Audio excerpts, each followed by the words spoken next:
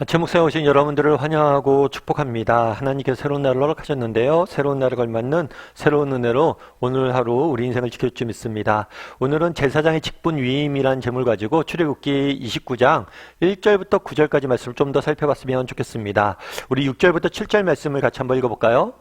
그의 머리에 관을 씌우고 그 위에 거룩한 패를 더하고 관유를 가져다가 그의 머리에 부어 바르고. 네. 우리가 계속해서 제사장의 위임식에 대해서 배우는데 제일 처음에 제사장이 위임식을 받을 때 몸을 씻죠. 물로 몸을 씻습니다. 그런 다음에 제사장의 옷을 입죠. 그래서 물로 몸을 씻는 것은 정말 그리스도의 피로 우리가 죄사함을 받는 것의 상징이고, 옷을 입는 것은 예수님의 공로로 우리가 예수님이 입어야 될 의인의 옷을 덧입어서 하나님 앞에 나아갈 수 있게 되었다는 것이라고 어제 말씀을 나눴죠. 그러면서 이 두 가지 행위는 구원의 두 가지 속성, 무엇으로부터의 구원이냐, 무엇을 향한 구원이냐, 죄로부터의 구원이고 하나님의 자녀된 특권을 향한 구원임을 보여주는 것이다, 이야기를 나눴습니다. 그런 다음에 뭘 하냐면 제사장 머리에 뭘 씌워요? 관을 씌워요. 관을 씌우고 그 위에 뭘 했냐면 관유를 갖다가 머리에 붓습니다. 다르게 말하면 이거는 기름 부음을 받는 거예요. 성경에 보면 기름 부음을 받는 사람들이 3명 있습니다. 제사장과 왕과 선지자는 기름 부음을 받아요. 그렇다면 왜 기름 부음을 받을까요? 이 기름을 붓는다, 기름 부음을 받는다는 것은 구별된 존재임을 보여주는 거예요. 이 기름을 붓는 행위가 성경에서 처음 등장한 건 뭐냐면 야곱의 이야기예요. 우리 창세기 28장 17절부터 18절까지 말씀을 같이 한번 읽어볼까요? 이에 두려워하여 이르되 두렵도다 이곳이여 이것은 다름 아닌 하나님의 집이요 이는 하늘의 문이로다 하고, 야곱이 아침에 일찍이 일어나 베개로 삼았던 돌을 가져다가 기둥으로 세우고 그 위에 기름을 붓고. 야곱이 형 에서로부터 도망을 갑니다. 그래서 삼촌 라반 집으로 도망을 가고 있었어요. 그런데 그 밤에 정말 그 당시에 야곱의 심정은 어떻겠어요? 사실 요즘은 여행이 자유로운 시기지만 그 당시에 여행이 자유로운 시기가 아니에요. 그리고 공동체 안에서 내가 벗어난다, 이것은 굉장한 위험한 일이에요. 어떻게 하면 내 생명이, 내 목숨이 금방 빼앗길 수도 있는 그런 절박한 상황 속에 뭐한 거예요? 처하게 된 거예요. 그런 두려움과 번민과 고민 속에서 길가에 앉아서 노숙을 하고 있었어요. 돌베개 하나 쥐고. 참 이게 인간의 단면이죠. 정말 돌베개 하나밖에 의지할 게 없었던 거예요. 근데 그 밤에 하나님께 꿈에 나타나시죠. 그래서 사닥다리를 보여주시고 하나님의 임재하심을 경험합니다. 그런 다음에 꿈에 깨어서 그 땅에 기둥을 세우고 기름을 부었어요. 뭐냐면 이곳은 구별한 거죠. 이곳은 하나님의 집이고 하나님의 하늘의 문이고 이 땅은 하나님이 거하시는 곳이라고 구별한 거예요. 구별. 그래서 이 기름을 붓는다는 것은 구별된 존재임을 보여주는 거예요. 제사장으로서 이 사람을 구별해 내가 사용하겠다 라는 존재임을 보여주기 위해서 기름을 부은 거죠. 그런데 이것은 우리도 마찬가지죠. 신약 성경에 보면 베드로전서에 뭐라고 되냐면 너희는 왕 같은 제사장이다 이야기를 합니다. 우리는 기름 부음을 받은 존재라는 거예요. 다르게 말하면 우리는 구별받은 존재라는 거예요. 무엇으로 구별받은 존재예요? 하나님의 사람으로서 구별받은 존재. 하나님께서 우리를 향한 특별한 계획과 거룩한 계획과 목적을 가지고 계시고 그 거룩한 목적과 계획을 위해서 우리를 구별하셨던 거예요. 마치 그날의 제사장을 거룩한 목적과 계획을 위해서 구별하셨던 것처럼 우리도 동일하게 거룩한 계획과 목적을 가지고 구별하셨다는 사실을 우리가 기억해야 된다는 거예요. 여러분 이탈리아에 가면 다비드상이라는 게 있대요. 피렌체에 가면 이 다비드상 같은 경우에는 세계적인 걸작품으로 르네상스 시대의 상징과도 같은 조각품이에요. 그 높이가 5m가 넘어요. 엄청나게 큰 거죠. 큰 조각상, 성경에 나오는 다윗을 조각한 조각상이 있어요. 그래서 이 조각상은 세계적인 걸작품으로 많은 사람들이 와서 그것을 보고 감탄을 하죠. 그런데 이건 재밌는 일화가 하나 있어요. 그건 뭐냐면 이 미켈란젤로가 이 다비드상을 조각하기 전에 그 조각하려면 그 원래 대리석이 엄청 컸을 거 아니에요. 그런데 이 돌은 40년 동안 버려져 있었대요. 왜냐하면 조각상이 너무 크다 보니까, 돌이 너무나 크다 보니까 그걸 조각할 엄두가 안 난 거예요. 그리고 당시에 유명한 조각가들한테 다 부탁을 했는데 다 거절을 당했어요. 그런데 미켈란젤로가 그것을 조각한 거예요. 누가 물었대요. 어떻게 그것을 조각할 수 있었습니까? 그랬을 때 그런 얘기를 했어요. 제가 처음 그 돌을 봤을 때 그 안에 천사가 보였습니다. 그 안에 정말 다비드의 모습이 보였다는 거예요.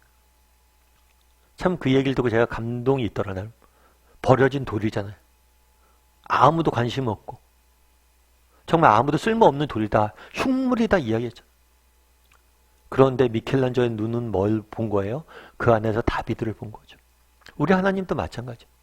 여러분 오늘 본문에 뭐라고 되어 있어요? 기름 부었어요. 거룩한 목적과 계획을 가지고 그를 선택하고 구별하셨어요. 이 사실을 잊으면 안 돼요. 세상이 우리에 대해서 뭐라고 이야기하다. 세상이 우리를 향해서 뭐라고 판단을 하다. 여러분이 객관적인 조건들이 모습들이 어떻든 상관없어요. 하나님께서 우리를 구별하여 부르셨어요. 우리를 기름 부으시고 우리를 정말 하나님의 자녀로 삼아주셨어요. 구별된 존재로 만들어주셨어요. 왜요? 우리를 향한 거룩한 목적과 계획이 있어요. 이걸 잊으면 안 돼요. 하나님께서 우리를 위한 거룩한 목적과 계획이 있고 그 거룩한 목적과 계획을 가지고 우리를 부르셨다는 사실을 늘 기억해야 됩니다.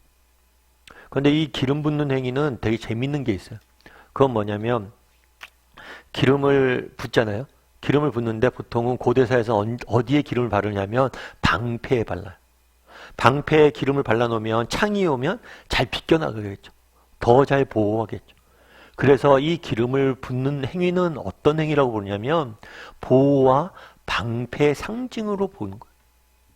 신약에 오면 예수님을 메시아라고 부릅니다. 이 메시아라는 건 뭐냐면 기름 부음을 받은 자라는 거예요. 다르게 말하면 예수님이 우리의 진정한 방패 되시고 우리의 보호자 되신다는 것을 고백하는 거예요. 정말 하나님께서는 무엇입니까? 정말 우리를 기름 부어서 우리를 구별된 존재로 삼으셨어요. 우리를 향한 거룩한 목적과 계획이 있어요. 뿐만 아니라 진정한 기름 부은 자 되신 예수님이 우리의 진정한 방패와 구원자가 되어서 정말 우리의 삶을 지키고 보호할 거라는 그런 메시지를 우리에게 이 기름 부음이라는 의식을 통해서 우리에게 주는 겁니다. 여러분 최근에 그런 일이 있었죠. 폐광에 갇혀서 2명의 인부가 구출을 되는 사건이 있었어요. 그런데 원래는 이게 이런 곳에 갇히게 되면 골든타임이 있대요. 그건 뭐냐면 72시간이에요. 72시간 내에 이렇게 구해내지 못하면 죽을 확률이 엄청 높아지는 거예요. 그런데 이 사람들은 72시간이 훨씬 넘은 211시간이 221시간이 지난 다음에 겨우 구출이 됐어요. 그래갖고 대서특필이 됐죠. 기적 같은 일이다. 그럼 어떻게 이 사람들이 구출이 됐을까? 그런데 이 탄광 안에 갇혀 있잖아요. 그곳은 춥고 배고픈 곳이잖아요. 그래서 그곳에 갇혔는데 비닐로 추위를 맞고 먹을 것이 하나도 없었대요. 그래서 뭘 먹고 살았냐면 커피 믹스를 먹고 버틴 거예요. 커피 믹스가 있었는데 그걸 먹고 버텼던 거죠. 그래서 나중에 이 사람들이 이제 구출된 다음에 어떻게 이겼습니까? 커피 믹스를 먹고 버텼습니다. 그랬더니 이 커피 믹스가 갑자기 기적의 음식이 돼서 사람들이 커피 믹스를 아침에 사 먹고 그랬다고 그러더라고요. 근데 제가 그 기사를 읽으면서 그런 생각이 들었어요. 야, 이 사람들에게 커피 믹스는 어떤 의미가 있을까? 그렇잖아요. 여러분들이 갇혀 있다고 가정해 보십시오. 그리고 정말 그 조그만 커피 믹스 그거밖에 먹을 게 없어요. 그걸 자기들이 나눴대요. 아, 며칠간 먹자 해서 조금씩 버티면서 버텼다고 그래요. 이 커피 믹스가 그들에게 뭐예요? 생명줄이고 유일하게 살 수 있는 길이란 거예요. 성경에 보면 주는 나의 방패시고 나의 구원자시다 이런 비유들이 나옵니다. 그는 나의 방패고 우리는 방패가 어떤 의미인지 몰라요. 군인에게 방패가 어떤 의미인지 우리는 몰라요. 우리는 군인이 아니니까. 여러분 그 하나님께서 우리의 방패 되셨습니다. 정말 그날의 탄광에 갇혀서 그 커피 믹스에 의존하며 살아가는 그 사람의 심정을 생각해 보십시오. 생명의 그게 줄이잖아. 그 유일한 생명의 끈이잖아. 우리의 유일한 생명의 끈은 누군가요? 예수님 한 분밖에 없습니다. 우리의 유일한 소망은 누군 거예요? 예수님 한 분밖에 없는 거예요. 그분이 탄광에 갇힌 우리들에게 커피 믹스처럼 생명을 주는 존재가 되는 거예요. 여러분, 오늘은 기름 부음에 대해서 우리가 배웠어요. 그날에 제사장을 기름 부었습니다. 구별된 존재로. 우리도 동일해요. 하나님께서 거룩한 목적과 계획을 가지고 우리를 부르셨다. 이 사실을 잊으면 안 돼요. 그리고 또한 진정한 기름 부은 자 대신 정말 예수님께서 우리의 방패가 되신다. 우리 삶을 보호하고 계시다. 이 사실을 기억하고 오늘 하루 더 세상 속에 살아가는 저와 여러분이 되기를 주님의 이름으로 소원합니다.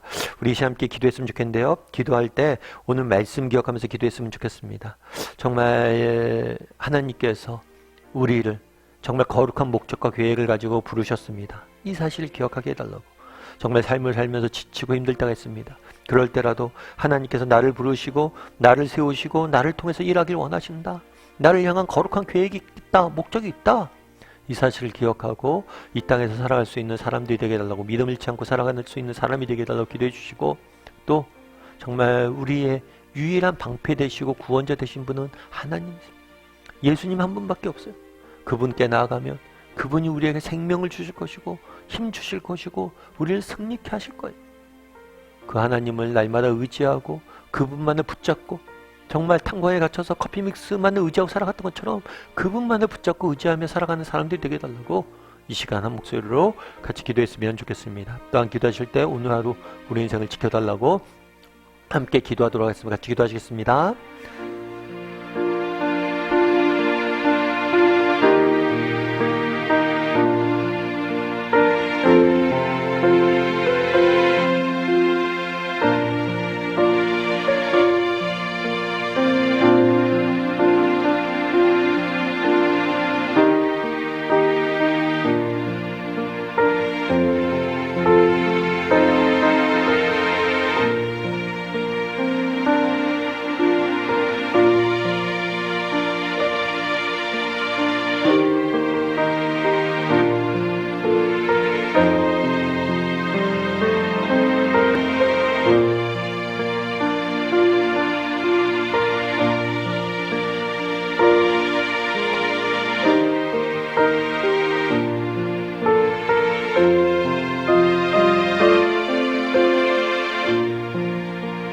사랑의 하나님, 그날에 정말 제사장을 기름 붓는 모습들을 보게 됩니다.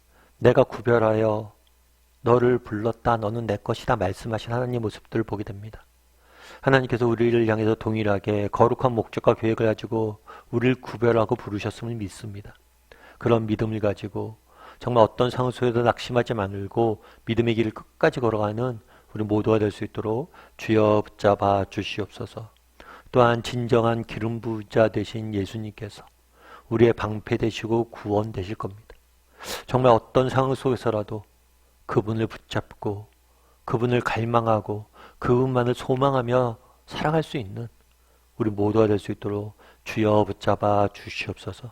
그랬을 때 하나님께서 우리를 지키시고 우리에게 구원의 은혜를 허락할 줄 믿습니다. 그런 믿음으로 하루하루 오늘도 세상 속에 살아갈 수 있는, 하나님께서 우리를 지키시고 보호하시고 함께 할 걸 믿고 소망하며 살아갈 줄 아는 우리 모두가 될 수 있도록 주여 붙잡아 주시옵소서. 오늘도 하나님께서 우리 함께 하시고 우리의 인생을 지키시고 보호할 줄 믿사오며 모든 말씀 예수님의 이름으로 기도드립니다. 아멘.